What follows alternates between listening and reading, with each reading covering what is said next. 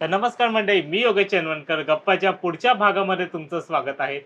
तर आज आपण बोलणार आहोत आपल्याच लालबाग परळच्या एका शिल्पकार व मूर्तिकाराशी.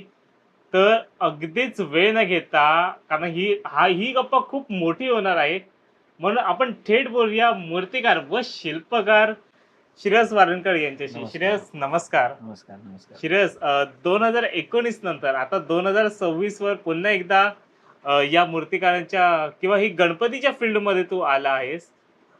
एकतर इतके महिने, सॉरी, इतके वर्ष होतास कुठे? पहिला प्रश्न. आणि दुसरं असं की परत गणपतीचं क्षेत्र करण्यासारखं का वाटलं? अ, परत गणपती करण्यासारखं वाटण्यासाठी एक वेगळे खूप पर्सनल आणि बोलतात ना कनेक्टिव्ह डॉट्स आहेत. आणि इतके वर्ष असं नाही, 2019ला मी लास्ट कारखाना केला माझा गणसंकुलला. आणि त्याच्यानंतर मग 2020मध्ये तर कोविड, हो. 21 कोविडमध्ये गेलं. आणि कोविडनंतर मग ते 4 फूट वगैरे ते सगळं तर तुला तर माहिती आहे. मग मी बाकीच्या ते मूर्तिकार संघटना आणि या सगळ्या कामामध्ये असताना मग नंतर मग मी शिल्पकलेची जी माझी कामं होती, की ॲज मी एक शिल्पकार म्हणून आहे, तर ती कंटिन्यू केली एक 3-4 वर्ष. आणि बऱ्याच गोष्टी मागच्या काळात घडल्या.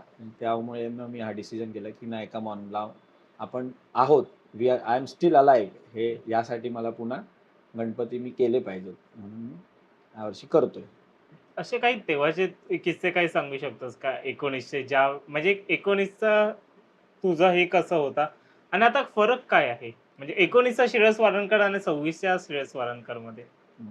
माझ्यातला फरक मी एवढंच सांगू शकतो, की कामामध्ये बराच मी फरक, जसं मी बाहेर फिरलो, म्हणजे मुंबई स्टाईल किंवा मुंबई पॅटर्न सोडून जसं मी बाहेर फिरायला लागलो, तसं वेगवेगळ्या आर्टिस्टची, वेगवेगळ्या मूर्तिकारांची कामं ॲब्झॉर्ब करत गेलो.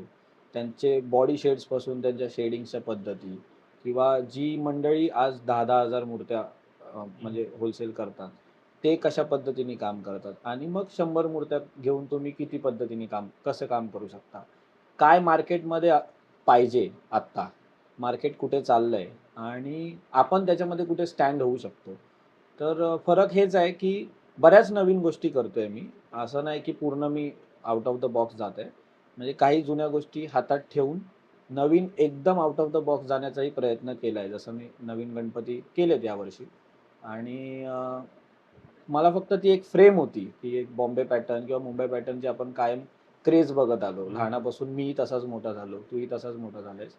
ती क्रेज मला कुठेतरी ब्रेक करायची होती, म्हणून मग एक Ganpati me out of the box ती ब्रेक करण्यासाठी केलाय. करणार आहे म्हणजे. पण मग असं पण ते रिस्क नाही वाटत का? म्हणजे एक बोलतात ना, आता एक वेलिंग पॅटर्न हा फेमसच झाला आहे. हां. तर नाही, रिस्क आहे. म्हणजे जसं विंटेज पॅटर्न आहे. वेलिंग पॅटर्न हा हं, विंटेज पॅटर्नमध्ये जातो. तसं गिरगावात एक वेगळा पॅटर्न हं. किंवा बॉडी शेड्स आणि बॉडी टाइप चालते. किंवा मग आपल्याकडे जसं लालबाग परळमध्ये एक वेगळा पॅटर्न आहे. मग तो पुढे-पुढे कंटिन्यू सगळीकडे असा होत गेला. तर रिस्क आहे. किंवा विशाल दादाचे काहीतरी वेगळा, त्यांचा एक वेगळा स्वतंत्र पॅटर्न किंवा स्वतंत्र बेस आहे. तर ह्याला कुठे कोलॅब करता येईल, किंवा ह्याच्यातलं मी काय घेऊ शकतो, मी काय ॲब्झॉर्ब करू शकतो. आणि ते लार्ज स्केलमध्ये गणपती, बघा, 1.5 फुटाचा गणपती बघणं आपण ॲज एका फ्रेममध्ये, आणि पुन्हा तो 18 फुटाचा गणपती एका फ्रेममध्ये बघणं, किंवा मग ते फ्रेम्स कट होत बघणं, ह्यातला जो फरक आहे, तर त्या फरकात मी बऱ्याचशा जुळवण्याचा प्रयत्न केला ॲज अन आर्टिस्ट.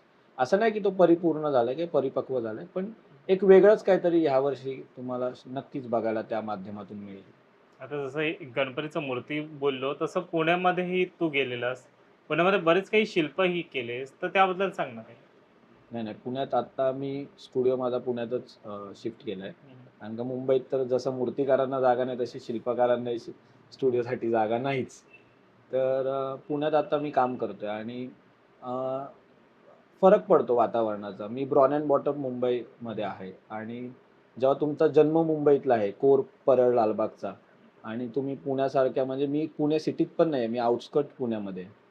तर ते जे वातावरणातला फरक, ॲक्सेसिबिलिटीचा फरक, म्हणजे इथे मुंबईत काय आहे, की मला वाटलं की अरे नाही, माझं कटर राहिलंय किंवा मला जाऊन ग्राइंडरचं ब्लेड आणायचं आहे.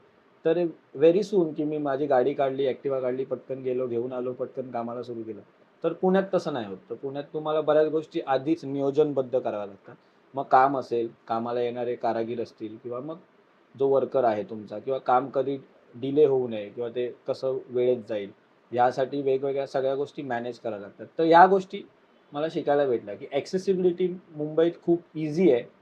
सगळ्याच बाबतीत, कारागिरांच्या बाबतीत असेल, वर्कर्सच्या बाबतीत असेल, तसं मग पुण्यात थोडंसं काही गोष्टी अवघड जातात आणि you have to be ready for everything. म्हणजे इव्हन मग वातावरण, जर तू पाहिलंस तर पुण्यातलं फ्लक्च्युएटिंग वातावरण आहे.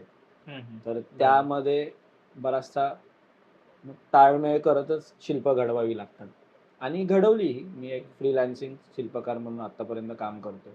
पुण्यात असेल, सांगली, मिरज, कोल्हापूर वेगवेगळ्या ठिकाणी जाऊन काम करतो. वेगवेगळ्या ठिकाणचे पण वेगवेगळे मग टेस्ट वेगवेगळे आहेत. पॅटर्न्स पण आहेत ना, म्हणजे आता महाराष्ट्रामध्येच बोललो, हम्म. तर महाराष्ट्रामध्येही सगळ्यांचे थोडेसे असे एक वेगवेगळे पॅटर्न्स पण आहेत. आहे मग ना, म्हणजे आता कोल्हापुरात गेलो तर कोल्हापूरचा एक वेगळा पॅटर्न आहे हं, जो फॉलो केला जातो, किंवा कोल्हापुरात काम करण्याची पद्धत एक वेगळी आहे. म्हणजे मी जी कोरणी चालवतो तोच एक कोल्हापूरचा कलाकार किंवा आर्टिस्ट माझ्याबरोबर तेच काम करत असेल तर त्याची कोरणी चालवण्याची पद्धतही वेगळी आहे.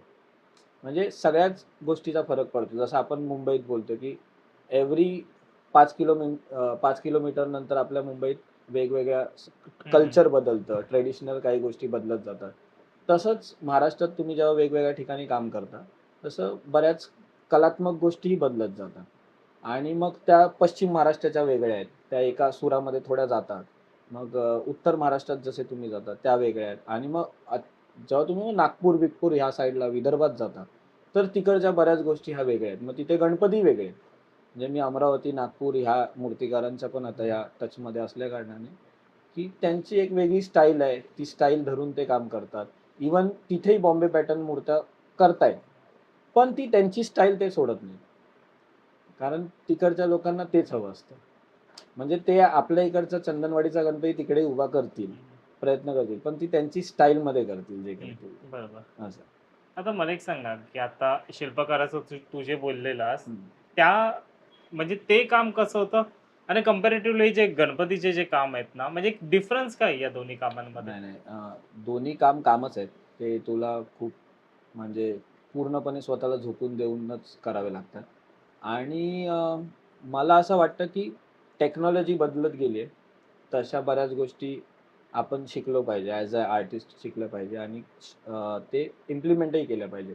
पण मूळ जो गाभा आहे ना, म्हणजे म्हणजे इव्हन आजही मी तुला सांगतो, की माझ्याकडे मूर्ती मी आता इतकी वर्ष करतोय, म्हणजे 2012 पासून कारखाना करतोय. तर आत्तापर्यंत मी दुसऱ्याच्या स्केचवर मूर्ती नाही जोडली. मी माझं स्केच करतो. मी माझी स्केचिंग करतो. मग जे काय असेल, वेडं-वाकडं जे असेल ते माझं आहे. मग ही सुरुवात आहे, की तुम्ही स्केचिंग करा. ती तुम्ही इमॅजिन करा. ती ती त्या फ्रेममध्ये बसवा. ती ट्रॉलीवर प्रॉपर तुमच्या 10x10 च्या पाटावरती मूर्ती कशी बसते, ती किती बाहेर जाते. मग हेच शिल्पकलेमध्ये पण लागू होतं. असं नाही की शिल्पकलेमध्ये पण तेवढाच वास्ट स्टडी आहे, की तुम्हाला फील्डवर जावं लागतं. तुम्हाला त्या व्यक्तिमत्त्वाचा ज्यांचं शिल्प आहे, त्या व्यक्तिमत्त्वाचा तुम्हाला म्हणजे अभ्यास करावा लागतो. ते मग शिल्पात तुम्ही कसं मांडता आणि मग ते तुम्ही कसं इम्प्लिमेंट करून पुढे नेता. तर ते बघावं लागतं आणि शिल्पकलेमध्ये फक्त माध्यम बदलतं किंवा मूर्तिकलेचं काय आहे, की हा धर्माचा विषय आहे, धार्मिक विषय आणि लोकांच्या आस्थेचा विषय आहे आणि शिल्पकला नाही आहे का? तर नाही. शिल्पकला पण लोकांच्या आस्थेचा विषय आहे. तर तो आहे. फक्त त्याच्यातल्या गोष्टी धार्मिक आणि ॲज अ पार्ट हं, ऑफ आर्ट बरोबर. असं बघितलं जातं. पण मग श्रेयस, मला नेमका मग तो फरक सांग ना, की या दोघांमधला मग तो फरक काय आहे? म्हणजे मूर्तिकलेतला आणि हं, शिल्पकलेतला हं. नक्की फरक. मग मी त्याला वन सेंटेन्समध्ये डिस्क्राईब करेन. मूर्ताकडून अमूर्ताकडे जाण्याचा प्रवास हा मूर्तिकलेतून शिल्पकलेकडे वळण्याचा म्हणजे? प्रवास. नेमकं म्हणजे सांगायला गेलं तर सगुणातून निर्गुणाकडे जो आपली वाटचाल आहे ना, हं, तीच ही कलेतली वाटचाल आहे. ओके. पण मग आता हे सगळं आपण बोलतच आहे, तर आणि ह्या सगळ्याला एक तेवढा पैसाही लागतोय सुरुवातीला आपल्याला हे करायला. म्हणजे अगदी तो कारखानाचा असेल किंवा अगदी तुझं ह्याच्यामध्ये हं, फ्रीलान्सिंगचं जे करतोयस. मग आता आता एक कारखान्याचंच आपण 2 मिनिटं बोलूया, कारण आता गणेशोत्सवाचंच हे आहे. हं. तर एक साधारणपणे एक कारखाना उभं करायला खर्च किती येतो? नाही, नाही. खर्च अमाप आहे ह्याच्यात. म्हणजे मी तुला सांगतो, की मी जेव्हा 2019ला कारखाना बंद केला, हं, हं. तेव्हा मला इनिशियल स्टेजला लागलेला जो खर्च आहे आणि आत्ता ॲज अ 2026 मध्ये आता इनिशियल स्टेजला मला जो खर्च लागला, ह्यातला जर फरक पाहिला तर तो जवळ आतापर्यंत 75% वास्ट आहे. पण ह्याचा एक असाही आहे की मूर्त्यांच्या प्राइजेस वाढल्या का त्या अनुषंगाने, म्हणजे जर खर्च वाढला, पीओपी वाढलाय, कात्या वाढलाय, लोखंड वाढलंय किंवा इतर, माझ्याकडे तेव्हाची पण डायरी आणि आताची पण डायरी आहे. तर ह्याच्यातला फरक तसा मूर्त्यांचा हे वाढला का तर नाही. तो फक्त 30%च वाढलाय.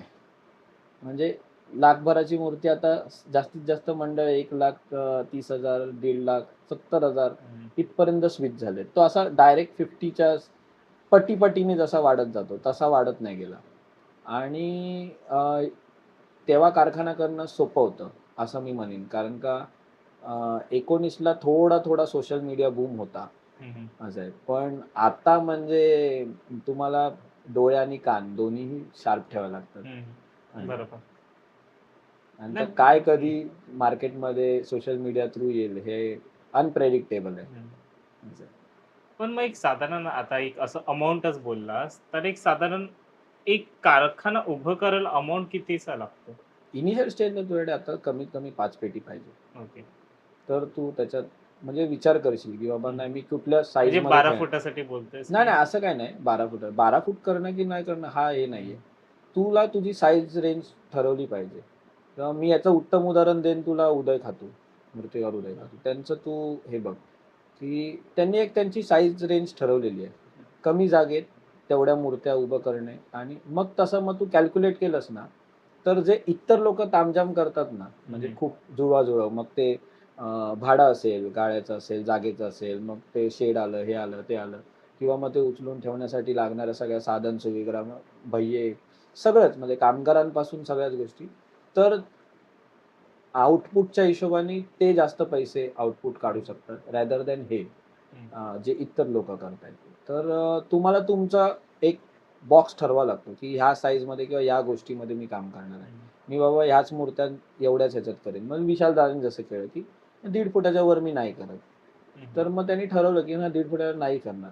त्याची ॲक्सेसिबिलिटी किंवा त्याला कन्व्हिनियंट काय आहे, किंवा ॲज अन आर्टिस्ट तुला कन्व्हिनियंट काय वाटतंय की कशात तू खूप तुझं बेस्ट आउट ऑफ देऊ शकतोस, तुझं बेस्ट देऊ शकतोस, तेच ह्याच्यामध्ये नाही, रेलिव्हेंट आहे. म्हणजे आता अगर तू विशालदादाचं उदाहरणच देतोय, पण त्यांनी तर मग ते चित्रही बंदच केले. म्हणजे आता फक्त हा त्यांच्याकडे ते प्रोडक्शनच्याच मूर्त्या आहेत. मग ते नाही असं नाही नाही मोठ्या नाही हा ह्याच्यामध्ये हा फरक आहे ना. हा मी तुला असं सांगेन की जेव्हा कलाकार एका व्यवसायाला अनुसरून गोष्टी करायला लागतो ना, त्यांनी, मग तू एक असं डोक्यात घे की त्यांनी त्यांची कला जपत, म्हणजे त्यांची पण तारेवरची कसरत आहे. आणि 2 दगडावर त्याला पण पाय ठेवायला लागत असेल ना, की बाबा त्याला त्याची कलात्मक जी सृष्टी आहे किंवा ते दुनिया आहे ती पण त्याला जपायची आहे. ती पण त्याच्यातनं त्याला पुढे जायचं आहे. ते पण त्याला नाविन्यपूर्ण द्यायचं आहे. कारण विशाल शिंदे दादा पॅटर्न आता तर म्हणजे त्याचेच जे शिष्य करतात ते तर एकदम करतातच, पण इतरही काही गोष्टी. तर त्याच्यात त्यालाही स्टँड स्टिल राहायचं आहे. ॲज वेल एज त्याला तेवढं मास प्रोडक्शन करून आज त्याच्याकडे जे काही 40 मुलं कामाला असतील, त्यांचा खर्च, त्यांच्या सगळ्या गोष्टी, म्हणजे इट्स नॉट इझी जॉब. कळलं तुला की खूपच हे आहे ह्याच्यामध्ये. आणि त्याच्यात त्यांनी एक स्टँड घेतला की पुन्हा त्यांनी कार डॅशबोर्डमध्ये स्वतःचं नाविन्यपूर्ण गोष्टी सुरू केल्या. तर हा जेव्हा डिसिजन घेतला तेव्हा खूप जण बॅक ऑफ द पिचिंग करायला होते की अरे हे काय नवीन आहे. पण त्याला माहिती आहे की त्याला सर्वायवल पण आहे, ॲज वेल एज त्याला ॲज अन आर्टिस्ट म्हणून पण त्याला कुठे हे नाही व्हायचंय. कळतं. एक पाय त्यांनी कायम तसा बाहेर ठेवून तो चांगला याच्यात सेटल झाला. म्हणजे तर आता तू पी-ओ-पीचं पण बोलतच होतास मगाशी आणि आपल्या मातीचे विषय आले, तर ह्या दोघांमधलं मला एक सांग ना, की आता एक मातीमधला एक मोठा गणपती करणं डायरेक्ट जॉबमधला आणि पी-ओ-पी मधला एक मोठा गणपती करणं डायरेक्ट जॉबमधला किंवा कसाही असो साईज, या दोघांमध्ये फरक काय असतो? हा टोटली माध्यमांचा फरक आहे आणि ॲज अन आर्टिस्ट तुम्ही तो कसा हँडल करता. बघ आता मी डायरेक्ट पी-ओ-पीत जॉब करू शकतो का? तर करू शकतो. त्यात काही वाद नाही. पण पी-ओ-पी हँडलिंगला एक वेगळी टेक्निक आहे किंवा मानसिकता आहे. आणि मातीची हँडलिंगला एक वेगळी टेक्निक आणि वेगळी मानसिकता आहे. रॅदर दॅन मी तर असं सांगेन की दोघांचा एक स्वतःचा एक वैयक्तिक माध्यमाचं वेटेज आहे. तर ते वेटेज ते माध्यम कॅरी करतं.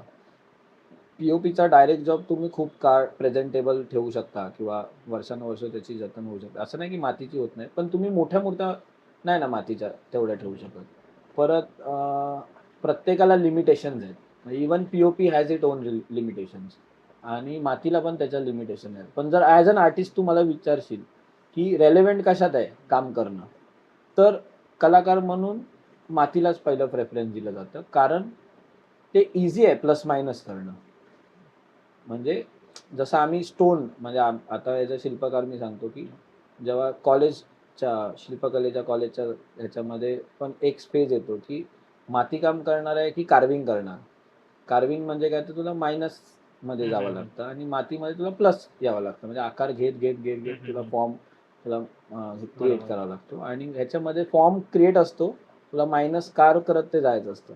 मग तू ॲज अन आर्टिस्ट अंतर्मनातून कुठे कनेक्ट होतोस, कुठल्या प्रोसेसला, त्यावर हे सगळं डिपेंड असतं, की तू तुझा पूर्ण जे काय मनातून ॲज अन आर्टिस्ट आपण बोलतो ना, सूट-बूट सगळं विसरून सगळं आपण ते काम करतो, ते कशात करू पण शकतो. मग ते आता हे जे 2 बोललास, हं. ते एका वेळेला एक जण एकच करू शकतो का? नाही, नाही असं काही नाही. मी माध्यमाचं कलाकाराला कधीच बंधन नाही हं. आणि नसावं. कारण जर तुम्ही माध्यमामध्ये अडकलात, तर तुम्ही मग स्वतःला डेव्हलप नाही केलं ॲज अन आर्टिस्ट 100%. आता ह्या तिघांमधलाही काय फरक आहे? म्हणजे आता एक माध्यम is like mode of expression. हं. एक्सप्रेस करण्याचा एक प्रकार आहे किंवा माध्यम आहे ते. मग तू कशातही करू शकतो. आता मला मला हां. एक सांग ना, मग आता ह्या 3 गोष्टी आपण अगर पकडल्या, माती, पी-ओ-पी आणि पेपर मॅश. हं. या 3 मधला मग फरक काय आहे? नाही, नाही. तिघांमधला फरक हा माध्यमाचाच आहे. बनतायत आता तर गणपतीचा विषय म्हणून हं, गणपतीच बनतायत. पण पेपरचे गणपती हलके असतात. हं. बरं ते फिरवाफिरवी होत नाहीत का? तर होतात. पण ते 100% पेपरनी होत नाही. ओके. म्हणजे आज जे तू काय बघतोयस, की बाबा हं, मोठे हं. गणपती फार म्हणजे मुंबई स्टाईलने हं, फिरवले हं. जातात. तर ह्याच्यामध्ये 100% कुठेच फक्त पेपर आणि फक्त बांबू वासा असं यूज होत हं, नाही. हं. मेटलही हे नॅचरल हे आहे, पण तसं होत नाही. आणि पी-ओ-पीचं एक त्याला ईझी टू ॲक्सेसिबल आहे, ईझी टू हँडल आहे. कमी वेळेत जास्त रिझल्ट काढतो हं, हं. आपण, काढू शकतो. तो रेलेव्हंट रिझल्ट तसाच राहतो. त्याच्यात कमी होतं म्हणजे माती जशी आकसते, फाटते, काही होते, नाही का आतमध्ये हं, हं. लोखंड असल्यावर. तर तसं पी-ओ-पीत काही होत नाही. म्हणून ते ईझी ॲक्सेसिबल आहे आणि मातीचा एक वेगळं स्वतःचा गुणधर्म आहे. मग आज कितीतरी ग्रेट मूर्तिकार आहेत जे मातीत म्हणजे आपण विचार करू शकत नाही असं काम करतात. म्हणजे जसे माहीमचे विंदे चेतन विंदे दादा आहेत किंवा आत्ताच मला आता त्यांचं नाव आठवत नाही. कल्याणचे होते ते वारले. आमच्याच मित्रमंडळांपैकी होते. मग त्यांनी तुला आठवत असेल तो अ, हं, हं. डोंबाऱ्याचा खेळातला गणपती हो, केला हो. होता. तो म्हणजे यू कांट इमॅजिन इट. बरे हं, हा पी-ओ-पीत करताना पण आपण खूप वेळा हं, हं. विचार केला असता. पण बरोबर. तो त्यांनी मातीत घडवला आणि तो तसाच पार शेवटपर्यंत तो टिकवणं हे म्हणजे हं, हं. कसब आहे. नाही पण आता माती बोललं तर एक भीती असते, की त्याला क्रॅक जाणं किंवा काय. पण आता मी काही इकडचे व्हिडिओज बघितले आहेत आपलं बंगालचे. तर ती लोकं ती मातीची मूर्ती जी देवीची असतात ती नाचवतात. मग नाही, नाही, नाही, नाही. हा तो मी तुला एक सांगतो. आता कालच्याच कोर्टच्या आपल्या पी-ओ-पीच्या केसमध्ये पण बंगालचा विषय आला. हं, म्हणून मी तुला सांगतो. हे उदाहरण योग्य आहे. पण चुकीच्या ठिकाणी देत आहे. प्रत्येक ठिकाणाची भौगोलिक स्थिती वेगळी आहे. हं, हं. महाराष्ट्राची भौगोलिक स्थिती वेगळी आहे आणि बंगालची वेगळी आहे. बंगाल हे गंगा डेल्टा बेस आहे. इफ यू नो, हं, की गंगा तिथे खूप पसरते. हं, डेल्टा हं. बेस होते. ती अशी त्रिकोणामध्ये ती समुद्राला जाऊन हं, भेटते. आणि तिचं पाणी भरती ओहोटीनुसार आणि गंगेच्या प्रवाहानुसार कमी जास्त, कमी जास्त होत असतं. तर ती जेवढी ती माती किंवा सॉईल जी कॅरी करते गंगा, ती डिपॉझिट कुठे करते? तर त्या बँक्सवर करते. गंगा बँक्सवर होते. बरोबर. आता प्रथा काय आहे, की गंगेच्या किनारी तो बंगाल प्रांत आहे पूर्ण. हा गंगेला धरून प्रांत आहे. तर तिकडचीच माती घेतली जाते. ती खूप चिवट असते. तू बघितलं असशील कधी हात हं, हं. लावून बघितलं असेल. आपल्या शाडू मातीपेक्षा पण चिकट आणि 3 वेगवेगळ्या लेयर्सच्या मात्या तुला सापडतील हं, त्याच्यामध्ये. तर गवताचा भुसा पेंडा आर्मेचर म्हणून बांधला जातो. त्याच्यावर पहिला एक लेयर जो रफ थोडा वाळू मातीसारखा असतो तो होतो. मग दुसरी माती असते ती त्याच्यावर आकार दिला जातो. डोळे-बिळे नाही का? त्याला सगळी बोटं हं. वगैरे आणि तिसऱ्या मातीने त्याची फिनिशिंग होते. म्हणजे ती एकच माती आहे, पण ती चाळून म्हण किंवा हम्म. मी असं पाहिलंय की कापडाने चाळून पण ती वापरली जाते. तर हा तिकडे, आणि ती विसर्जन कुठे होते? गंगा. हम्म. पुन्हा त्या देव्या त्या गंगेतच जातात. हम्म. म्हणजे जिथनं ती माती मूळ आली आहे तिथनंच ती माती पुन्हा जाते. मग आता त्यामुळे आपली तो जी इको शाडू फ्रेंडली माती हा. आहे ना, हा, त्याचा उगम कुठून होतो मग? ती तर गुजरातची माती, आणि तुम्ही आणून हम्म. गिरगावच्या चौपाटीवर ठोकली तर तिथे चिखल होईल ना. हम्म. कारण मी माती, आता भले माझ्याकडे पण माती भरपूर वर्षभर असते आपण शिल्पकलेत काम करत असताना, पण ती माती कुजते एक काळानंतर. हम्म. तर वाळूवर माती किती टक धरेल? हम्म. वाळूच्या खालीही जीव आहेत. समुद्राच्या एका विशिष्ट पट्ट्यामध्ये, जसा आपला प्रॉब्लेम, जसा गिरगाव चौपाटीचा एक मोठा प्रॉब्लेम आहे की त्याला एक स्लोप आहे हम्म. आणि तो बरोबर. इनर फिशिंगचा एक मोठा स्रोत आहे. हम्म. तर ते असताना ती माती जर आपण म्हणजे ती शाडू माती, म्हणजे माती कुठली आहे तर गुजरात वरनं येते किंवा त्या भागात येते, कच्छ वगैरे किंवा बॉर्डर ऑफ पाकिस्तान वगैरे या भागातनं माती आपण हे करतो. बरं, माती येते तर माती ती त्याच्या बॅगवर काहीच लिहिलेलं नसतं. बेंझोनाइट क्लेच्या बॅगवर काही लिहिलेलं नसतं की बाबा ह्याचा टॅक्स आहे, हे आहे, ते आहे. म्हणजे एक प्रकारे ते समजून जा, एक व्यापार बाजार, काळा बाजार असा समज. हम्म. बरं, ती येते, आपण वापरतो, आपल्याला इझी टू ॲक्सेसेबल आहे, चिकट आहे, त्याच्यामध्ये आकार देणं सोपं आहे. हे सगळं किती खरं असलं तरी त्याच्या मूर्त्या घडवून ते मूळ जलस्रोतात विसर्जन करणे हे त्याच्यावर उपाय नाही या सगळ्या गोष्टीवर. नाही, पण मग आता जसं तू कोर्टाचं बोललास, मग हम्म. कोर्टामध्ये ज्यावेळेला हे सगळं सुनावणी चालू असते, मग हा तेव्हा ह्या हा मुद्द्यांवर काय हा होतं? वाद, let me make it clear, की हा वाद माती आणि पीओपीचा नाही आहे. ओके. हा वाद माती आणि पीओपीचा इतरांनी केलाय, हा वाद वेगळा आहे. हा वाद असं म्हणू शकतो, जर पॉलिटिक्सच्या दृष्टीने हा इगोचा वाद आहे, किंवा का? असं म्हणू शकतो की इगोपेक्षा हा पर्यावरणाचा वाद आहे असं हम्म. समज. ओके, की जे पीओपीच्या मूर्त्या दुसऱ्या दिवशी आपल्याला ज्या विविध भग्न अवस्थेत आपल्याला हम्म. दिसतात, तर त्या दिसू नये म्हणून बऱ्याच, तुला पण माहिती आहे की मागचे 10 वर्ष एक कॅम्पेन चालवलं जातं की मग कशाला पूजताय गणपती, मग दुसऱ्या दिवशी हे असेच दिसणार असेल. तर हे बरोबर आहे का चुकीचं आहे का, आय डोंट नो. ॲक्च्युली विचार केला तर बरोबर पण आहे, आणि ह्या अशा पोस्ट बाहेर व्हायरल करून हिंदू धर्माला कलंक लावणं हे चुकीचं पण आहे. पण मग बरोबर कसं आहे? बरोबर इन द सेन्स, मलाही नाही आवडत ना बघायला. हम्म. मी जेव्हा दुसऱ्या दिवशी आपण जेव्हा जातो, हम्म. आणि बरेचसे मूर्त्या, आता तर तुला लालबागचा राहायचं दुसऱ्या दिवशी 7 वाजताच असतो. हम्म. 7 नंतर तो गेल्यावर जे चित्र दिसतं ते ॲज अ गणेश भक्त तुला आवडेल का बघायला? नाही. मग तू काय विचार करशील, नाही मी मातीचं विसर्जन करेन. म्हणून मातीला प्राधान्य दिलं गेलं आणि मातीला सो कॉल्ड इको फ्रेंडलीच्या नावाखाली बसवलं गेलं. माती इको फ्रेंडली नाहीये, हे लक्षात घे. पर्याय म्हणून काय, तर हे असं चित्र दिसतं, हे कशामुळे दिसतं, तर दोष माध्यमाला दिला गेला. दोष माध्यमाचा नाहीये. दोष हा अक्राळ विक्राळपणे वाढत असलेला आपला जो गणेश उत्सव आहे, की बाबा जी मंडळं आज 5 फुटाची मूर्ती बसवत होती आणि त्यांच्याकडे तेव्हा 50 लोक होती, आज मंडळात 5 जण आहेत आणि ती 12 आणि 14 फुटाची मूर्ती बसवतात. का, तर बाजूच्या गल्लीबरोबर आम्हाला कॉम्पिटिशन करायचं. हा कुठला गणेश उत्सव आहे? हा ऍक्सेप्टेड नव्हता, हा अपेक्षितही नाहीये. पण आता किंवा मग तो आगमन करायची म्हणजे मंडळात तर एक जिथं दिसत नाही. तुम्ही 10 दिवस त्यांच्या मंडळात गेलं तर मंडळ सुनसान, पण आगमन जोरात, म्हणजे ₹1,00,000 आगमनावर खर्च. अरे पण तुम्ही तेच लाख अजून 50 मूर्तिकाराला वाढवून द्या, तो अजून काहीतरी चांगलं त्याच्यात करून देईल.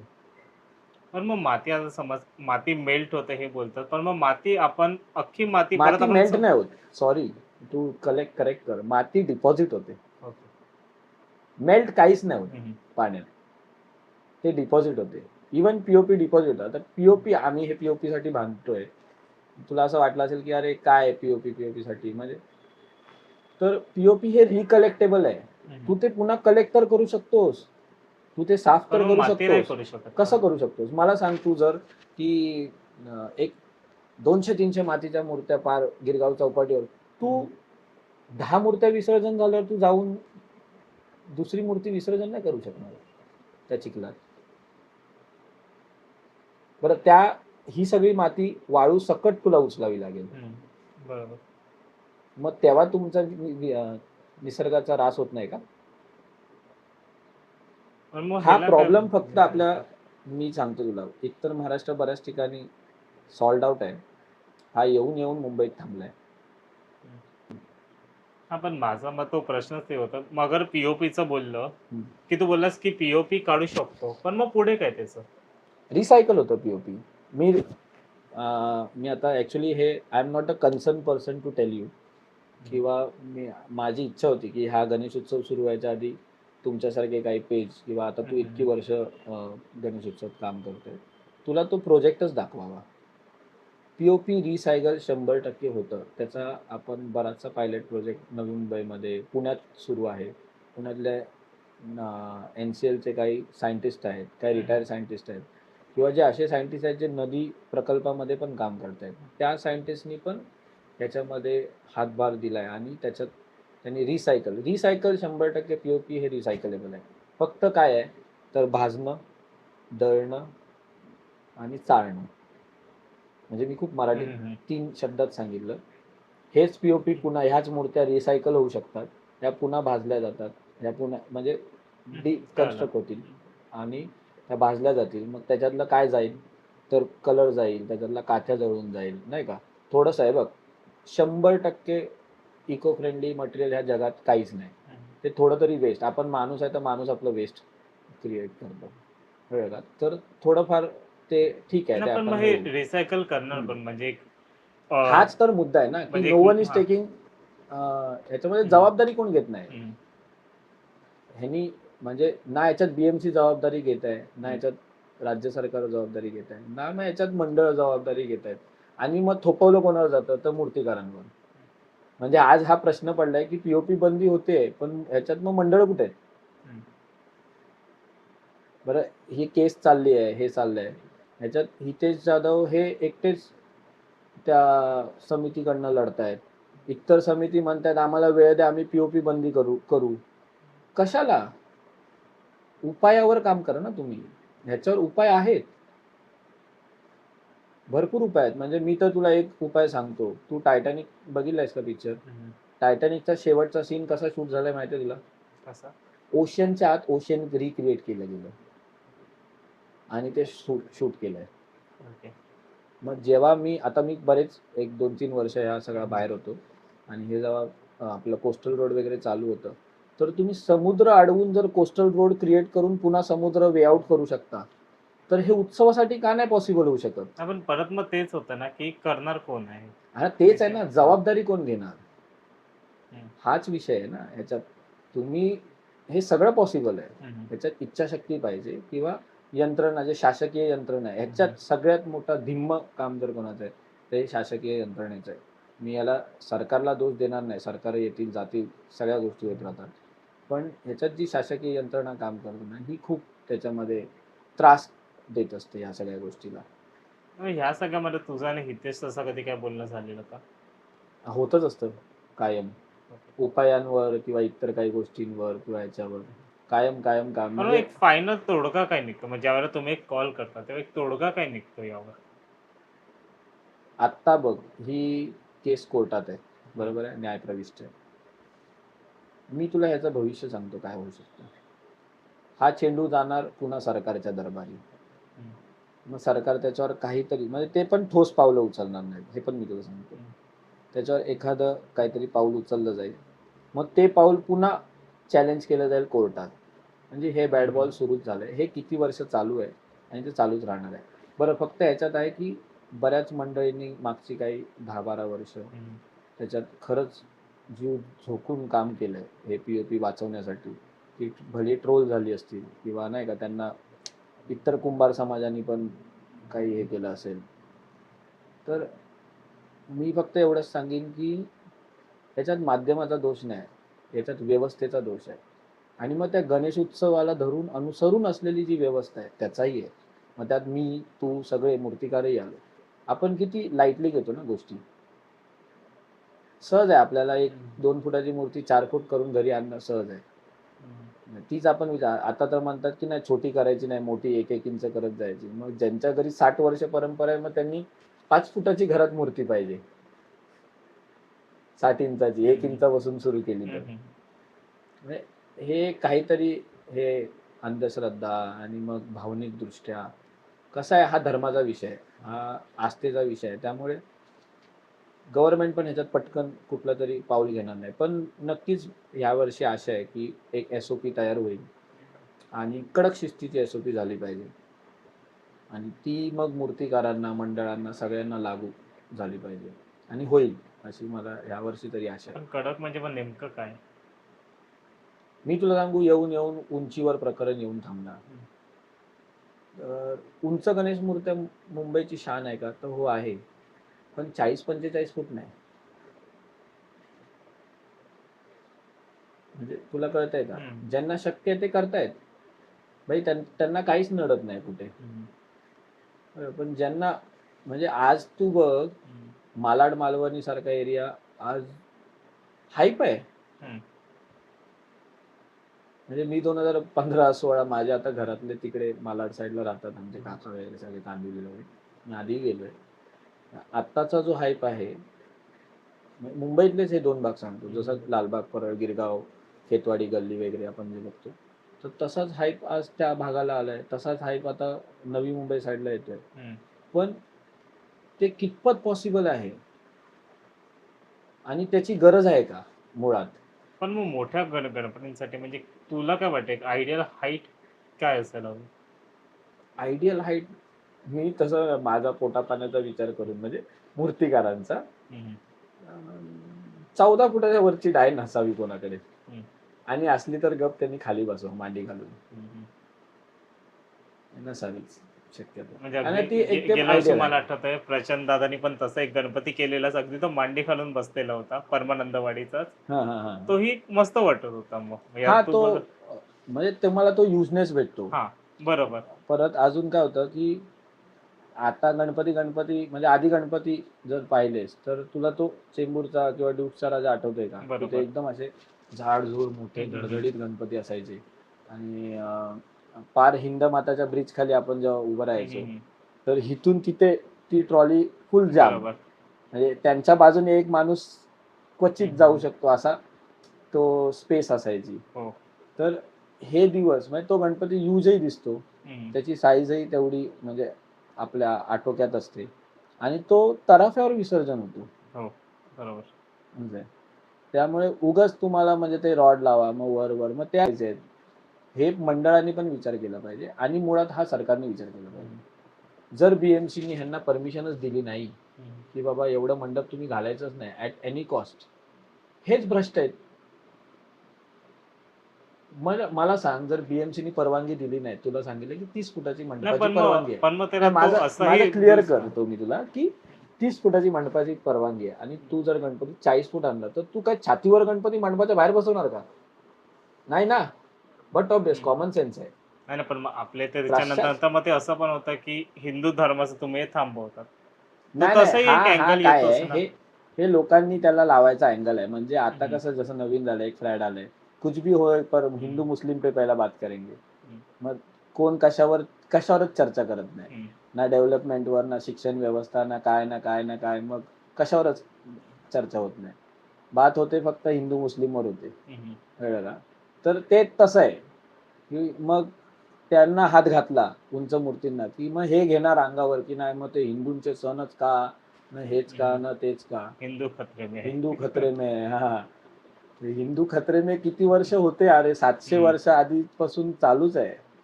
तेव्हा पण हिंदू जिवंत राहिला आणि स्ट्रगल करून आता सर्व्हायवल मध्ये आहे आणि आता यांनी याच्या पुढेही राहणार. त्यामुळे हिंदू खतरे में आहे फक्त हा एक म्हणजे भीती पसरवण्यासाठी सोडलेला आहे. तसाच तो आता गणेश उत्सवात आलाय आपल्याकडे. बरोबर. पण आता हे सगळं जे चाललंय ओव्हरऑल, म्हणजे जे माती, POP, मग ह्याच्यामध्ये जे बाकीचेही एलिमेंट्स असतात, आता काय काय मातीच्या मूर्तीलाही जसं आता ते कपडे किंवा ते धोतर किंवा अगदीच काही ते केस बिस हे करतात. तर हे सगळं चुकीचंच आहे. म्हणजे मी तुला सांगू, पर्यावरणवादी ते POP वर जे बोंबलत आहेत ना, तर त्यांना थोडंसं हे पण दाखवलं पाहिजे की मातीच्या मूर्त्यांनाही डायमंड चिटकवला जातो, डायमंडवर केलं जातं. तिथेही केस बिस चिटकवून लोक मूर्त्या विकतायत. पार प्लास्टिकची फुलं, त्याच्यानंतर सॅटिन नायलॉनचे कपडे, बरं ते पाण्यात जाऊन विसर्जन होतात का? नाहीच होत ना. तर ते एक म्हणजे अतिशाणे पर्यावरणवादी आम्हाला सांगत होते कोर्टात, की नाही ते समुद्र बाहेरच फेकतं की सगळं. मग मूर्त्या कुठे आतमध्ये ठेवतं? बाहेरच फेकतात की. फक्त त्याच मूर्त्या आत जातात ज्या तराफ्यावर विसर्जन होतात आणि त्या डिग्रेडेबल पण होतात. हं. पण एक पूर्ण म्हणजे एक हं. पी-ओ-पीचा गणपती डिग्रेड व्हायला एक साधारण टाईम काय नाही, नाही. लागतो? त्याला साधारण मी तुला सांगतो त्याला 1.5-2 महिन्याचा हं, कालावधी हं. लागतो आणि तो घेणारच कारण का सॉल्ट वॉटर आहे ते. हं. त्यामुळे त्याला पण तोच ह्याच्यामध्ये म्हणजे नदीच्या पाण्यामध्ये हं, हं. किंवा इतर जलस्रोतात. नदीचं हे वाहतं प्रवाहित पाणी आहे. तर त्याच्यामध्ये तो थोडा लवकर होतो हं, हं. आणि मग तलाव वगैरे जे आहेत त्याच्यामध्ये थोडा वेळ जातो कारण का ते स्टेबल स्टेबल वॉटर. हां. वॉटरमध्ये त्याचं हं, हे हं. होतं. तर मग आता बरेच आता हे होतं. आता हे मूर्त्यांचं तू बोलला आणि मध्ये विशाल दादाचं एक बोललेला आणि त्यामध्ये एक छोट्या मूर्तींचं स्पेशली मला एक हे आलं डोक्यामध्ये आलं म्हणून तुला विचारतो, की आता एक कॉपी मशीन पण आहे. तर त्याच्याने असं वाटतंय का, की पुढे कुठे मूर्तिकारांना याचा धोका आहे? 3D प्रिंटर तू म्हणतोय का? हो. 3D प्रिंटरमुळे शिल्पकार पण धोक्यात आले. शिल्पकार? तो मूर्तिकारांचं काय बोलतो? नाही ह्याचा धोका नाही म्हणणार. मी त्याचं तुला उत्तम उदाहरण देईन DTP. कारण मी 6वी ला 4थी ला असताना DTP खूप हं, मोठ्या हं. प्रमाणात लॉन्च झालं आणि माझे स्वतः म्हणजे माझे वडील साइन बोर्ड आर्टिस्ट होते. त्यामुळे फरक पडला का? तर भयानक फरक पडला. DTPमुळे, डिजिटलायझेशनमुळे. बरं जी लोकं त्याच्यामध्ये त्या काळानुरूप बदलत गेली, तर त्यांनी वेगवेगळ्या फेजनुसार सस्टेन राहिले, ते त्यांच्या कलेशी प्रामाणिक राहिले. पण असं नाही की त्याच्यात काही जण मेली. म्हणजे आता हा फेज पुन्हा तो ट्रान्झिट फेज आलाय, जो पुन्हा 20-20 वर्षांनी येत असतो, हं, की हं. आता 3D मशीन आलंय. तर मग पुढे काय? शिल्पकारांना म्हणजे आम्हाला पण आम्ही पारंपरिक मातीत शिल्प करणारी मंडळी आहोत. तर माझ्या नंतरची पिढी म्हणेल, की काय मला करायचंय? मी AI मधून हे करून घेईन. ते ZBrushवर हं, हं. त्याला थोडंफार डिटेल करेन आणि डायरेक्ट प्रिंट देईन. फायनल आउटपुट तेच मिळतंय.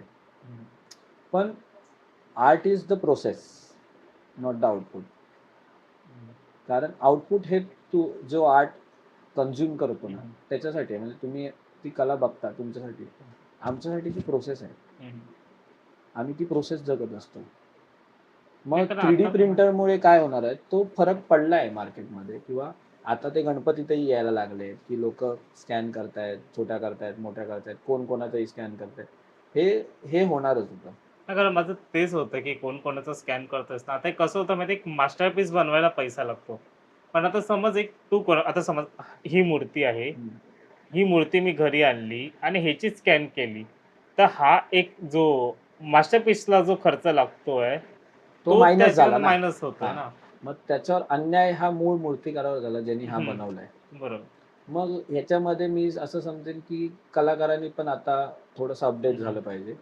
कारण आता हाच मुद्दा महाराष्ट्रात पण चालू आहे कॉपीराईट, कॉपीराईट, हं, कॉपीराईट. हं, हं. की कॉपीराईट म्हणजे काय, की माझ्यासारखा चेहरा करू नका, डोळे करू नका. हे कॉपीराईट नाही आहे यार. ते नाही. कॉपीराईट ही प्रोसेस वेगळी आहे. आर्टमध्ये तर पूर्णपणे वेगळी आहे. मी स्वतः दिल्लीला जाऊन कॉपीराईटच्या ऑफिसला तिकडचे काही वकील जे आहेत माझे आता चांगले मित्र झाले. त्यांना जाऊन भेटून सगळ्या गोष्टी हे केल्या आहेत.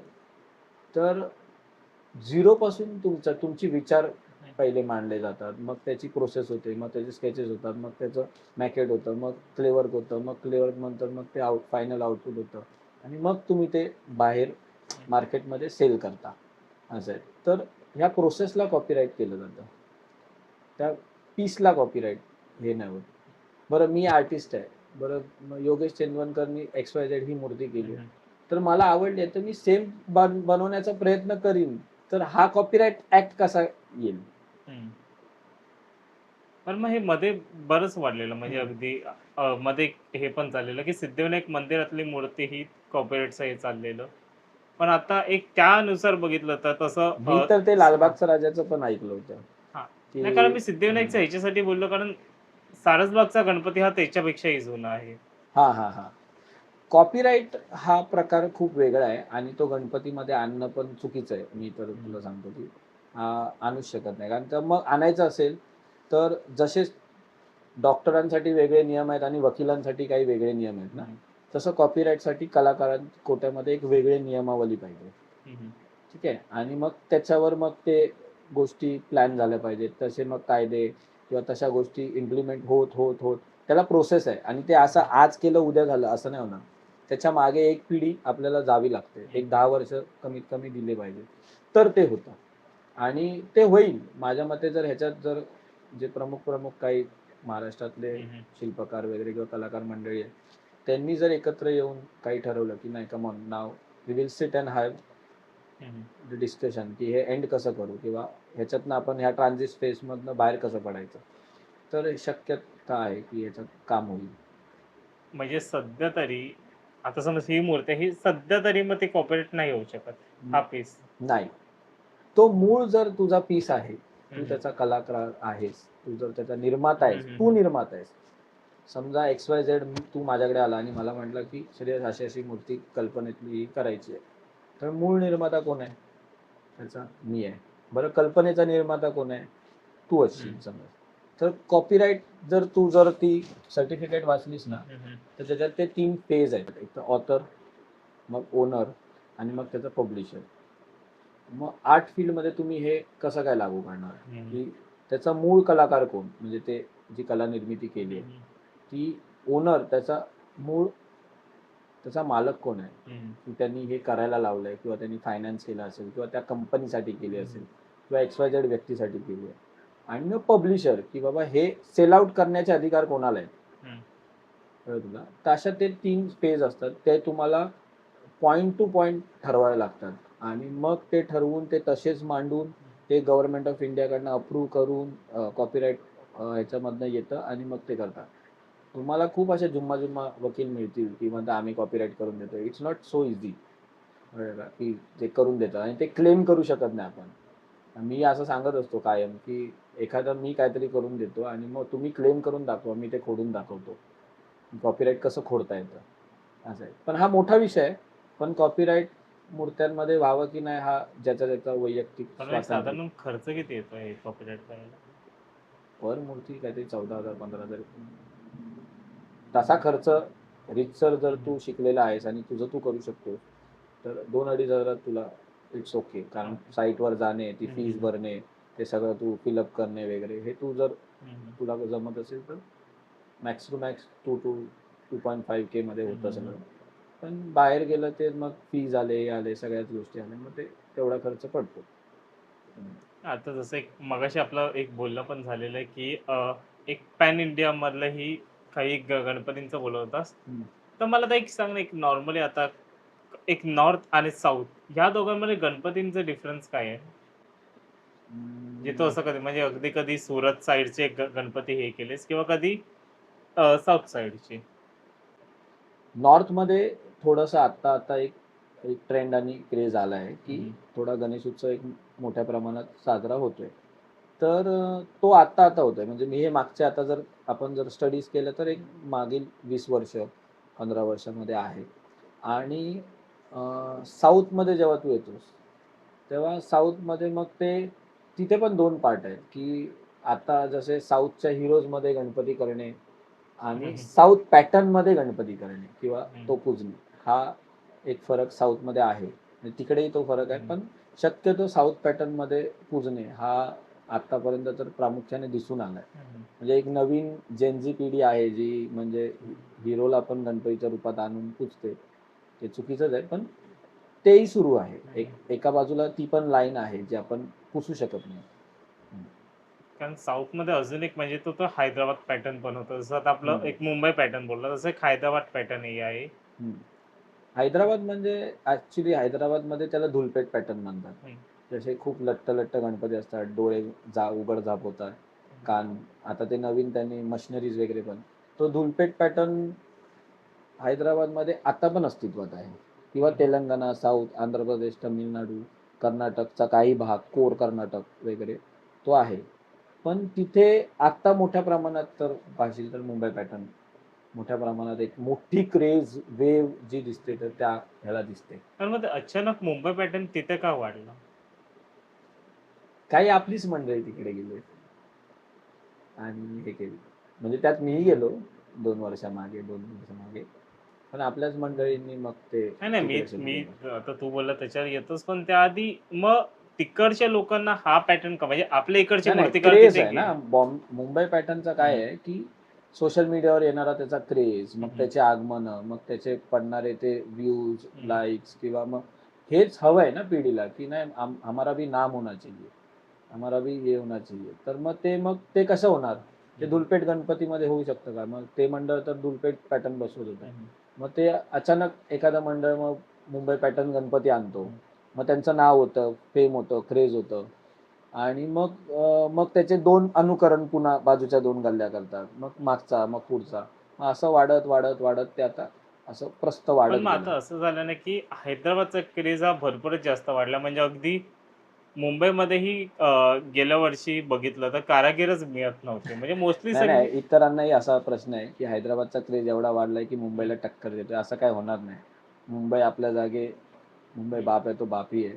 तसं तसं होऊ शकत नाही. फक्त सोयीस्कर काय आहे की ऑफ सीझन काम तुम्हाला हैदराबादमध्ये करता येतं. तिथे जागेचे आपल्याकडे जसे म्हणजे आपण भाड्याने 3 महिन्यासाठी टेम्पररी स्वरूपाची जागा घेत असतो, तर त्याही जागा टेम्पररी स्वरूपाच्या आहेत, भाडेतत्वावरच आहेत, पण शेड्स मोठ्या आहेत, इन्व्हेस्टमेंट तशी लागली जाते. आता जे बिहारी भैया, म्हणजे आम्ही जेव्हा मी करत होतो तेव्हा एखादा परिवार आहे, त्याच्यातली 4 बिहारी भैया ते जर समजा येत असतील इथे काम करायला, तर 3-4 महिने ते इथे आपलं गणपतीचं काम करायचे, 6 महिने, मग पुन्हा ते त्यांच्या गावी जात होते. मग त्यांच्या गावचे खेतीबाडी इतर काही काही कामं करायचे. मग त्याच्यानंतर पुन्हा मे एप्रिलच्या दरम्यान ते पुन्हा या बाजूला येऊन आपले, म्हणजे असा तो एक हे होता. मग आत्ताचे जे तू कारागीर वगैरे बघतोयस ना, हे शक्यतो मला वाटत नाही परत बिहारला लवकर जात असतील, कारण नाही ते ना, मी मी मुंबईतनं मी निघाले. हा मी त्याच्यासाठीच तुला हे हा. बोललो, की समज आता ते हे भैया आहेत, त्यांना अगर ते 12 महिनेच तिथे भेटले आणि आपल्या इथेही तेच भैया आहेत, तर मग असं नाही होऊ शकत का, की समज आणि आता काय होतं, की मोल्ड्स इझिली अवेलेबल होत आहेत.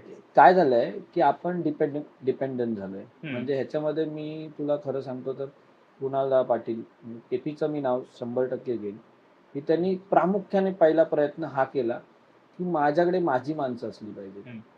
बरोबर. मग तुला आठवत असेल त्या 19चा त्याचा, तर 16-17 पासून तू बघ, हं, हं. म्हणजे 15ला तो आलाच, म्हणजे त्याच्या आधीपासून आम्ही ओळखतो, पण तरी सुद्धा त्यांनी आल्यानंतर 1 वर्ष तो नॉर्मल गेल्यानंतर त्यांनी मग ते केलं की नाही, मी भैयांवर का रेलिव्हेंट राहू, की बाबा हे येतील, हे फिनिशिंग करतील, ते येतील, ते फिनिशिंग करतील, हे करतील. डिपेंडन्सी बनली ना. हं, तर डिपेंडन्सी कमी करण्यासाठी त्यांनी त्याची टीम स्वतः स्वतः हळूहळू हळूहळू गावातली, खेड्यापाड्यातली, पालघरमधली तिकडची पोरं तयार करून करून ती पोरं तयार केली, आणि ती पोरं तयार करून त्यांनी खूप मोठा आपल्याला एक सीझन 17, 18, 19 असा दिला हं. ह्या गणेश उत्सव, मुंबई गणेश उत्सवला. तर तेच आहे, म्हणजे मी तुला एक मूर्तिकार म्हणून सांगतो, मला कायम सांगायचं, अरे एक कट लागला की 1000 वाढतं यांचा. हं, मग त्यांनी ती एक गोष्ट शिकवली की त्यांनी मग शंखाचा हातच वेगळा केला, हं. चक्रीचा हातच वेगळा केला, त्यांनी पंजेच ओपन बनवून टाकले, हं. किंवा डायच अशा बनवल्या की पंजे कापायचेच नाही. बरोबर. म्हणजे ते इतकं सोयीस्कर आणि सोपं होत गेलं ना, की भाई तुझी मेकिंग कॉस्ट वाढत नाही. हेच मूळ एंटरप्रेनरचं आहे ना, की तू बिझनेस करतो की तुझी मेकिंग कॉस्ट नाही वाढली पाहिजे, आणि तुझं ती मेकिंग कॉस्ट जशी कमी कमी होत आणि तुझे खर्च कमी होत तुझ्याकडे प्रॉफिट मार्जिनमध्ये तू हा बिझनेस आला पाहिजे. पण मग हे बाकीचे का नाही करू शकत आहेत तसं? त्याचं मी उत्तर देईन की तो मूर्तिकलेत वेडा आहे. हं, तो 24 तास गणपती गणपती असेल त्यांच्याकडे. ही इज ब्रॉन अँड बॉटअप इन इट. त्यामुळे ते सगळ्या गोष्टीत त्याचं दिसतं. तुझं 100% जेव्हा देतोस ना, तुझं मन, तन, मन, धन सगळं काहीच नाही. बाकी त्याला दुनिया मला वाटत नाही की असे काही वेगळी असेल. प्युअर तो गणपतीसाठी हे करतो. त्यामुळे तो त्याच्यातले छोटे छोटे फ्लॉज R&D करतो, स्टडी करून, मग त्याच्यावर विचार करून त्याच्यावर काय उपाय करता येईल हे करतो. तर मलाही बऱ्याच गोष्टी त्याच्याकडनं खूप शिकायला भेटल्या. इव्हन आताही मी गणपती खूप दिवसांनी सुरू केले, म्हणजे वर्षांनी. पण मधी मधी माझा कनेक्ट असायचा, जाऊन येणे, किंवा नाही स्टुडिओ कसा चालवतोय, बरं गणपतीच्या कारखान्यात हे लागतं. जिक्सॉ मशीन गणपतीत वापरणं त्यांनी दाखवलंय. You know that. आपण करवतीने कापत बसायचो. म्हणजे किती सोयीस्कर ना, करवतीने कापायला आपल्याला बरोबर. 20 मिनिटं जात आहेत, 10 मिनिटं जात आहेत, 5 मिनिटं जात आहेत. तर 1-2 मिनिटात कट लागतो आणि गोष्ट जागच्या जागी बरोबर. लागते. मग तो एक सगळ्याच अपग्रेडेड व्हर्जन. अपग्रेड व्हर्जन आहे. हा, आताही मी असं ऐकून आहे की परेलमध्ये एकदम सिस्टमॅटिक काम तर सिस्टमॅटिक आणि सगळं सेफ करा. आता मी पण गेलेलो ना, मग ते सगळ्यांना हेल्मेट्स पासून ते सगळं प्रोव्हाइड करणं त्याच्या हा इथं ते सगळं होतं. म्हणजे ते आहे बाकी असं कुठे बघितलं नाही मी. आहे आहे आहे त्या बाबतीत म्हणजे मी त्याला हॅट्स ऑफ आहे, हं, हं. बापच करतो. त्याच्यात आता परत हैदराबादचं बोलतच होतो, तर मला असं काही ऐकण्यात पण आलेलं, की तुझं हैदराबादमध्ये काहीतरी झालेलं, की ज्याच्यामुळे एक महाराष्ट्र सरकारला तिथे इंटरफरन्स करायला लागलं. तर ते काय होतं? म्हणजे मी नाव घेत नाही कोणाचं, मी त्याच्यात एक शॉर्ट स्टोरीमध्ये संपवतो. हं, 2024ला मी एका ए फर्ममध्ये काम करत होतो. हं, हं. तर तिथे काय काम करत होतो, तर ॲज अ मातीकाम प्रभाळ वगैरे माझं ब्लॉकिंग थोडं फास्ट असल्याने म्हणजे मातीकाम करून मग नंतर मी पेंटिंगचं काम उचललं आणि 290 मूर्त्या त्या फर्ममध्ये मी हं, शेडिंग लिखाई वगैरे केल्या. आणि मातीकाम करताना हं. एक मोठी टीम लागते, असं काय एकट्याचं मातीकाम होत नाही. हं, तर त्या ए फर्मवाल्याची अपेक्षा होती की 100 प्रभाळ झाले पाहिजे, हं, हं. कळलं का? तर 100 प्रभाळ होऊ शकत नाही. मी त्यांना विचारलं होतं की सगळे आर्टिस्ट वरून खाली आणले ना तरी तुझं 100 प्रभाळ सीझनला नाही होणार, असं आहे. तर आम्ही आमचं काम करत होतो. काम करता करता मातीकामची टीम मग ती ह्याच्यातनं साईड आऊट झाली आणि मी माझं पेंटिंगचं काम कंटिन्यू केलं, फार नवरात्रापर्यंत चाललं. त्याच्यानंतर काय आलं की मोठं काम मोठं पेमेंट आहे, मग ते पेमेंट थकत थकत गेलं. त्याच्यासाठी पण त्या फर्मसाठी पण ते काम एवढं मोठ्या स्केलवर पहिल्यांदाच होतं. त्यामुळे त्यांचेही खूप शेवटाला आपल्याला तर ते माहीत असतं की कसं होतात, कसे मंडळ मूर्त्या वगैरे घेऊन जातात, तर त्यांच्यासाठी इट वॉज शॉकिंग. पण त्याच्यातनंही आम्ही वे आउट काढून सगळ्या गोष्टी झाल्या आणि पेमेंट्स माझे जे को आर्टिस्ट होते माझ्याबरोबर काम करणारे त्यांचे मोठ्या प्रमाणावर थकले. आता ॲज अन आर्टिस्ट माझी एक जबाबदारी होती की मी त्यांना पेमेंट काढून दिलं पाहिजे होतं. तर ते काढून देण्यासाठी मी काहीतरी गोष्टी माझ्या मॅनिप्युलेटेड करायच्या त्या मी केल्या. बरं मी केल्या पण त्याचा गैरवापर नाही केला. मी फक्त त्या मॅनिप्युलेटेड केल्या, त्या गोष्टी ताब्यात आल्या आणि त्या एका सेफ ठिकाणी होत्या. त्याच्यात अनावधानाने आणि माझ्या नकळत काही गोष्टी घडल्या आणि त्या मार्केटभर झाल्या. त्या झाल्यानंतर मग मुंबईतले काही मूर्तिकारांबरोबर माझे क्लॅशेस झाले थोडे. म्हणजे क्लॅशेस इन द सेन्स आजही आम्ही मित्रच आहोत, भेटतो बोलतो नॉर्मली. ॲज अन आर्टिस्ट आम्ही एकमेकांचा रिस्पेक्टच करतो. त्या टायमात क्लॅशेस झाले. काय होतं, चायपेक्षा खिपली गरम आहे आपल्याकडे. मग ज्याच्याबरोबर क्लॅश आहेत ते राहिले बाजूला, पण इतर लयच भुगतात असे. तर ते झाले आणि मग 25ला मी ठरवलं की ठीक आहे, मग मी त्याच्याकडे काम नाही करणार, त्या ए फर्म बरोबर काम नाही करणार, मग बी फर्ममध्ये काम करतो. पण हैदराबादला मला ती मेंटॅलिटी कळली की माझ्या आणि मुंबईतल्या मूर्तिकाराचे कोणाचेही वाद असले किंवा माझ्या मागे जरी ते मला खूप शिव्या घालत असले किंवा मीही घालत असलो तरी आम्ही जेव्हा भेटतो तर आम्ही एकत्र भेटतो, एखाद्या विषयावर चर्चा करतो, बोलतो, चहा पितो, जेवतो किंवा मजा मस्ती करतो, हसतो विसतो सगळं करतो. पण हे हैदराबादमध्ये होत नाही. ते एकमेकांची तोंड बघत नाहीत. दे ट्रीट देअर दुसऱ्या अपोनंटला ॲज अ रायव्हल्स. तर मी दुसरीकडे काम करायला गेल्यानंतर मग त्यांना असं वाटलं की अरे हा मला कसा काय सोडून गेला आणि माझ्याकडेच काम केलं पाहिजे. तर मी ॲज अन आर्टिस्ट कुठेही काम करू शकतो. बरं केलंही असतं, तू माझ्या मित्रांचं पेमेंट पूर्ण कर, मी रेडी होतो ते करायला. तर ते त्यांनी केलं नाही. देतो तर अजून काही पूर्णच पेमेंट बाकी आहे त्यांचं. आणि ते जेव्हा झालं तेव्हा त्याला तो राग आला की how can Shreyas join be team. Okay. आता काय होतं की तिकडची जी काय मंडळं होती, जी हैदराबादची, जी मी त्या 1.5-2 महिन्यात आता लिखाई करतो तर मंडळं येऊन खाली उभं राहतात, बघतात. तर ते फोन करायचे किंवा बोलायचे, अरे काय चाललंय, क्या किधर हो अन्ना, क्या है? नहीं नहीं मैं अभी इधर नहीं हूँ, ए टीम में नहीं हूँ, अभी मैं इधर इधर काम कर रहा हूँ. तर ते तिकडे यायला लागले. मग त्यांनी थोडंसं इगोइस्टिक घेतलं, धंद्यावर घेतलं की अरे माझा धंदा खराब करतो. माझं काय त्याचं इंटेन्शन नव्हतं धंदा करायचं. धंदा कोणाचा नाही, मंडळ कोणाच्या बापाची नसतं. ठीक आहे. तर तशा गोष्टी झाल्या. त्याच्यामध्ये एक माझा मित्र होता, तोही involved in the sense he was helping me out. तो त्याचं काम करत होता. तो 4-5 ठिकाणी काम घ्यायचा आणि ते काम करायचा. तर त्यांनी ते डोळा ठेवला आणि मग त्यांनी खूप मोठी म्हणजे फार सुपारी देण्यापासून ते आमच्यावर वॉच ठेवणं, मग ते ह्याच महिन्यात लास्ट मंथमध्ये लास्ट इयर हम्म. म्हणजे आय वॉज इन हॉस्पिटलाइज. मी मी परत उठीन की नाही हे मला माहित नव्हतं. मी पूर्णपणे मला वॉकर होता, व्हीलचेअरवर होतो. ठीक आहे, मी त्याच्यातनंही बाहेर पडलो. म्हणजे I was totally breakdown with financially, emotionally, physically, म्हणजे सगळ्याच ठिकाणी तो एक मोठा ब्रेकडाऊन आत्तापर्यंतचा माझ्या आयुष्यातला तो लागला मला. आणि त्याच्यात खूप मोठं नुकसान झालं. याच्यामध्ये बरेच नातीसंबंधी खराब झाली, बऱ्याच गोष्टी झाल्या याच्यामध्ये. ते होत होत आम्ही डेथ थ्रेट्समध्ये होतो, की मी माझी स्वतःची कबर बघितली आहे. म्हणजे तू विचार करते किती सिरियस नोटवर या गोष्टी होत्या.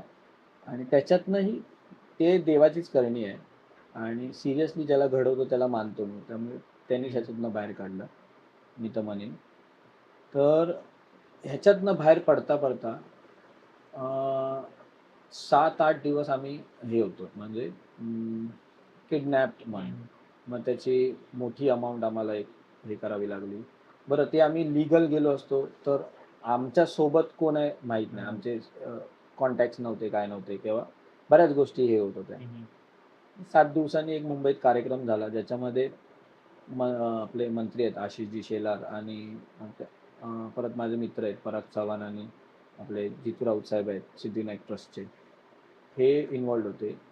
पराग चव्हाण हा माझा मित्र असल्याने त्यांनी त्याच्यामध्ये इनिशिएट घेतलं, की त्याला एक कानावर कळली की अरे नाही सिरियसली असं झालं, ओके ठीक आहे. त्यांनी ते जितू राऊतांकडनं मंत्र्यांच्या कानावर घातलं. मग आशिषजींना आणि मी पर्सनली असं आम्ही ह्या पी बंदीच्या याच्यात ओळखतो.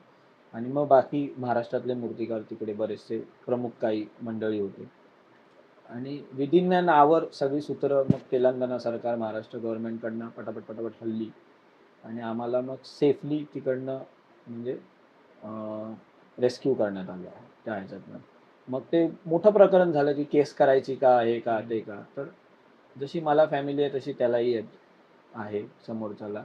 मी तेव्हाच विचार केला की सबसे बड़ी चीज एक तो माफी मांगना है और माफ करना है, तो सोड दिया. जे आहे म्हणजे मी उत्तर ह्याचं काहीतरी रायव्हल करून नाही देणार, तर मी माझ्या कामातनं देईन. म्हणून मी जर सांगितलं की आय एम स्टील अलाइव्ह, हे नाही, दाखवण्यासाठी मग मी अगर पुन्हा परत गणपती चान्स भेटला तिथे जाऊन काम करणार तर हा करशील का? करीन. मी त्याच्यावर एक उत्तर सांगतो. मी याच्यातनं बाहेर कसं पडलो. त्याच्यातनं बाहेर पडण्यासाठी मला टिळकांनी, म्हणजे आज टिळक पाहिलं म्हणून मी सांगितलं, की टिळकांनी एक मोठी पुस्तकं वाचत होतो. बरेच मूर्तिकारांचे आमचे चिरंजीव वगैरे ते आम्हाला पुस्तकं द्यायचे त्या हॉस्पिटलाइज काळामध्ये की ते वाचायला. टिळकांचा एक फेज असा येऊन गेला कारावास वगैरे झाल्यानंतर 3-4 वर्ष टिळक नसताना लोकांना टिळक कुठे आहेत की काँग्रेस खूप पुढे निघून गेली होती. आणि असेच टिळक माचीवर बसले असताना त्यांच्या जवळच्या लोकांनी विचारलं, टिळक आता पुढे काय? टिळकांचं एक वाक्य होतं, पुनश्च हरिओम. तेवढं एकच वाक्य आहे. आणि माझी 12 सप्टेंबरची एक पोस्ट होती, पुनश्च हरिओम, आणि मी 1.5 फुटाचा गणपतीची मूर्ती केली, म्हणून मी पुन्हा मूर्त्या करतो. रंजक स्टोरी होती एकदम. ही खूप मोठी आहे ऍक्च्युली, मूवी होईल, पण ते मी तुला ट्रेलर मध्ये आटपलंय. मूवी पण करूया आपण त्याच्यावर. ठीक आहे, जे झालंय ते झालंय. हैदराबादचं प्रकरण माझ्यासाठी एक शिकवण होती. आता नव्याने सगळ्या गोष्टी पुन्हा सुरू करू, पुनश्च हरिओम करू.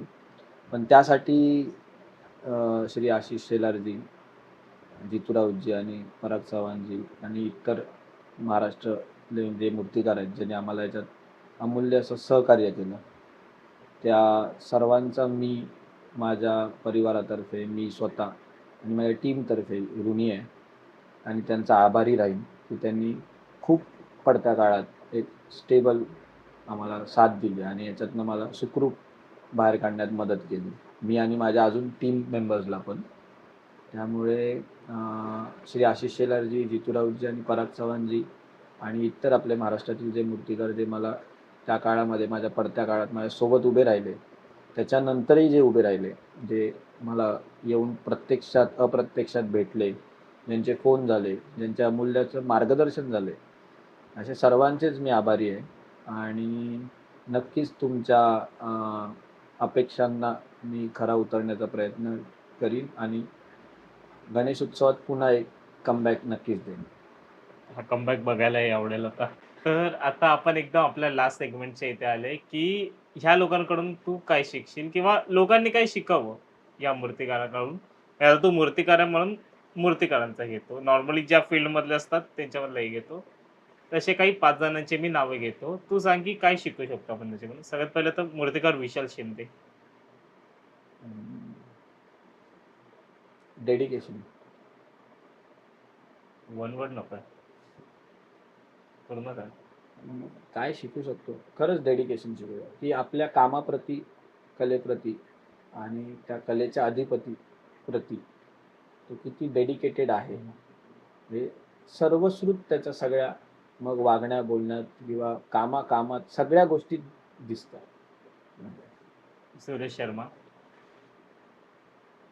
चिकाटी ज्या प्रकारे त्यांनी गोष्टी धरून ठेवल्या आज, ते म्हणजे वाक्यांना जोग आहे, की आज कोर्टात सगळ्यांना कोट्यांचे धंदे करायचे आहेत, पण पीओपी हे माध्यम वाचवायला तिथे कोणाला धावायचं नाही. आणि तो व्यक्ती रोज तेवढं, मी तुला एकच सांगतो की रोज ती फक्त बॅग उचलायची, ती वकिलांपर्यंत पोचवायची आणि वकिलांची बॅग उचलून पुन्हा ती म्हणजे कागदपत्र ज्याच्यात आहेत, पुरावे वगैरे जे काय ठेवतो, ती जी एक बॅग असते ती साधारण 30 किलोची असेल. कोणाची इच्छा होणार नाही की आपण फ्रस्ट्रेटेड असतो ते उचलून पुन्हा त्या सगळ्या गोष्टी बरोबर. करणे. पण न हरता, न कंप्लेंट करता, न काही करता तो माणूस रोज कोर्टात जातो, रोज तेवढं अपडेट्स घेतो, रोज त्याचे जे काही अपडेट्स त्यांना मिळतात ते घेतो, रोज त्या वकिलांच्या मागे म्हणजे स्टिक टू इट आहे त्या गोष्टीसाठी. मूर्तिकार काशीनाथ माटवकर. बाप रे, लय मोठं नाव आहे. काय मी काय सांगू तुला त्यांच्याकडनं काय काय शिकायचं भाई साहेब. मी एक गोष्ट सांगतो तुला, लालबाग परळनी मूर्तिकार नक्कीच दिले. मी तर असं सांगेन की मूर्तिकार ॲज वेल एज कारखानदार दिले, पण लालबाग परळला मूर्तिकार नाही सांभाळता आले यार, कलाकार नाही सांभाळता आले.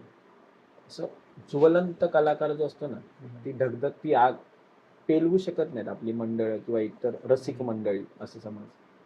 त्यामुळे त्यांच्या बाबतीत तर खूप काही गोष्टी शिकण्यासारख्या आहेत. काशीनाथ माटवकर वेलिंग मास्तरांनंतर जर टू द पॉइंट जर काम कोणी केलंय ना आज मार्केटमध्ये वेलिंग मास्तरांनंतर, तर ते काशीनाथ माटवकरांनी केलं. मूर्तिकार प्रशांत देसाई. त्याला पण तेच सांगितलं, ॲज अ मूर्तिकार, ॲज अ कलाकार तो इतका हे आहे, ग्रेटच आहे आणि डेडिकेटेड आहे की मुंबईतल्या मूर्ती मंडळांना नाही झेपलं की कलाकार कसा हँडल करावा. कलाकार आणि मॅनेजमेंट ह्यातला गल्लत करू नका तुम्ही. Either you can be a management professional or you can be a artist. बरं, ह्या दोन्ही दगडावर पाय केपी ठेवतोय सध्या, त्यामुळे मला त्याचं कौतुकच आहे कायम. आणि आता शेवटचं मूर्तिकार गजानन टोनवलकर. अण्णांच्या बाबतीत मी तुला लिगसी कशाला म्हणतात, टू होल्ड अ लिगसी, हे अण्णांच्या बाबतीत शिकलो 100%. ती जी रेट्रोची परंपरा आहे, ती लिगसी जर कोणी धरून ठेवली आतापर्यंत तर श्री मूर्तिकार गजानन टोनवलकर. ठीक आहे, कसं वाटलं श्रेयस बोलून तुला? गप्पा अशा संपल्याच नसत्या आणि तुझं सेगमेंट गप्पाच आहे, त्यामुळे तुला पोस्ट करायचे, त्यामुळे ठीक आहे. आपण एका आटोप्यात ऑलमोस्ट 1 वाजायला आलेच. तर तुला कसं वाटलं मग येऊन पुन्हा एकदा हे गप्पा करून? हा आपण 2021 ला केले आहे तेव्हा पण नाही, छान वाटलं गप्पा सेगमेंट. मी तर तुला बरेच वर्ष पार 2014 पासून या ह्याच्यात बघतो. खूप जण आली आज पॉडकास्ट करतायत, हाय भाई लोग इधर उधर असे, पण टू द पॉइंट पॉडकास्ट करण्यासाठी मी कायम तुझं कौतुकच करीन. हा, तुझ्यामध्ये पण इम्प्लिमेंट्स नवीन नवीन गोष्टी करायच्यात. म्हणजे मी तुला सांगत होतो की बॅकड्रॉप बद्दल, हे बद्दल, ते बद्दल, दिखेगा तो बिकेगा भाई, असं ह्या हिशोबाने.